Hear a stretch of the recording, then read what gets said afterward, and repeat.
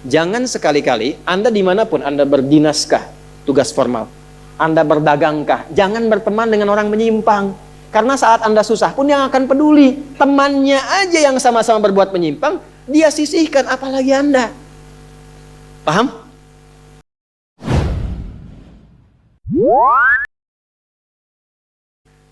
Ini nyambung semua ayatnya, indah sekali. Jadi kalau kita sudah sadar, ini resiko kebaikan, ini resiko keburukan, dan kita tahu akan wafat, akan dikuburkan, bagaimana cara persiapannya? Supaya nggak lalai tadi ya.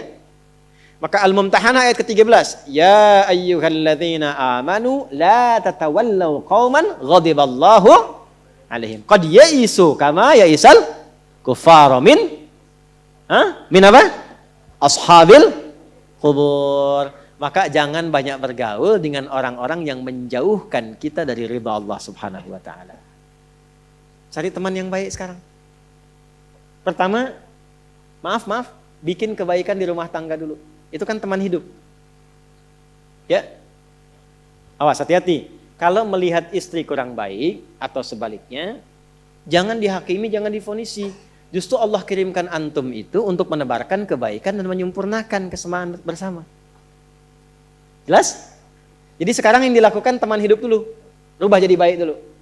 Anak-anak jadi baik dulu. Setelah itu cari tempat tinggal yang baik. Bergaul dengan orang baik. Antum yang kuliah cari teman yang baik. Antum yang kerja cari teman yang baik. Maaf. Kalau ada tawaran, kedudukan, hartanya berlipat, tapi menjauhkan Anda dari Allah, ingat ini. Thumma amatahu fa'akbarah. Ingat saat ditawari itu Anda meninggal. Dikubur. Dan ingat ancamannya. Ingat pasalnya tuh.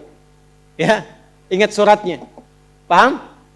Nah, karena itu masukkan ayatnya, jangan sekali-kali menjadikan keadaan di sekitaran kita justru memperkuat datangnya ancaman Allah dan nestapa saat kembali ke alam kuburnya.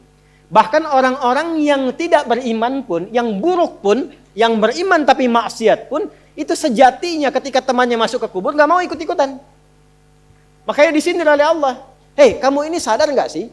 Orang yang mengajak kamu maksiat itu, lihat temannya meninggal pun, temannya wafat pun, dia nggak pengen ikut.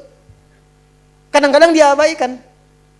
Coba lihat, ya ada pimpinan misalnya tingkat tertinggi, lihat anak buah bawahnya misalnya, menjalankan tugas bahkan dari dia untuk berbuat salah, berbuat maksiat.